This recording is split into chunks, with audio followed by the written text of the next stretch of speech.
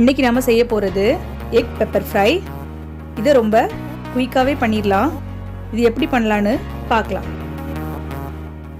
நாம் இந்த வீடியோவுக்கு போகிறதுக்கு முன்னாடி நீங்கள் நம்ம சேனலை சப்ஸ்கிரைப் பண்ணலைன்னா சப்ஸ்கிரைப் பண்ணிக்கோங்க. பக்கத்தில் இருக்க பெல் ஐக்கானையும் கிளிக் பண்ணிக்கோங்க. Hi, welcome to ஜாலிசன்.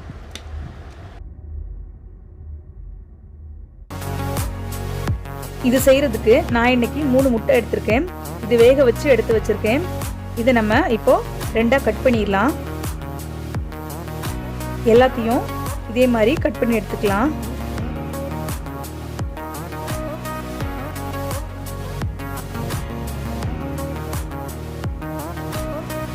இப்போ ஒரு தோசைக்கல் எடுத்துக்கிறேன். அதில் கொஞ்சமாக ஆயில் ஊற்றிக்கிறேன். அதில் கொஞ்சமாக சோம்பு போட்டுக்கிறேன். சோம்பு லைட்டாக பொரிஞ்ச உடனே குட்டி குட்டியாக கட் பண்ண கருவேப்பிலை போட்டுக்கிறேன். அதுக்கப்புறமா கொஞ்சம் மஞ்சத்தூள், கொஞ்சமாக பெருங்காயத்தூள் இதை போட்டு லைட்டாக ஃப்ரை பண்ணி விட்டுடலாம்.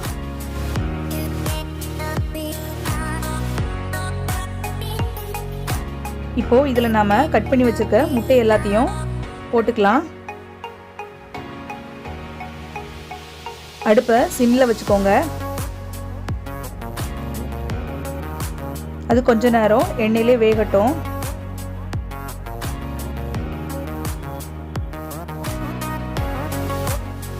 ஒரு சைடு நல்லா ரோஸ்ட் ஆன பிறகு நம்ம அடுத்த சைடு திருப்பி போட்டுக்கலாம். பார்க்கவே கலர் ரொம்ப சூப்பராக வந்திருக்கு. இப்போ எல்லாத்தையும் திருப்பி போட்டுக்கலாம். இதுக்கு மேலே கொஞ்சமாக உப்பு போட்டுக்கலாம். இது கூடவே கொஞ்சமாக பெப்பர் போட்டுக்கலாம்.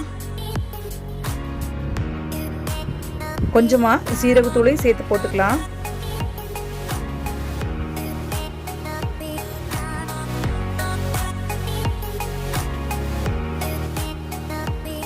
இதை திருப்பி போட்டு ஒரு 2 நிமிஷத்துக்கு நம்ம வேக வச்சு எடுத்துக்கலாம்.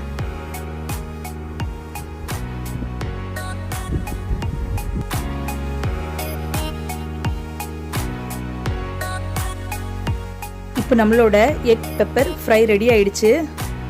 இது நம்ம பருப்பு குழம்பு, சாம்பார், ரசம் இது கூடலாம் சேர்த்து சாப்பிடும்போது ரொம்ப டேஸ்டாக இருக்கும்.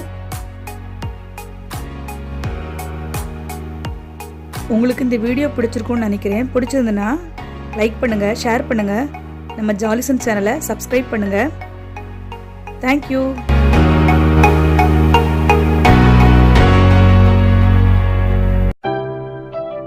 பிடிச்சிருந்தா லைக் பண்ணுங்க, ஷேர் பண்ணுங்க, சப்ஸ்கிரைப் பண்ணுங்க.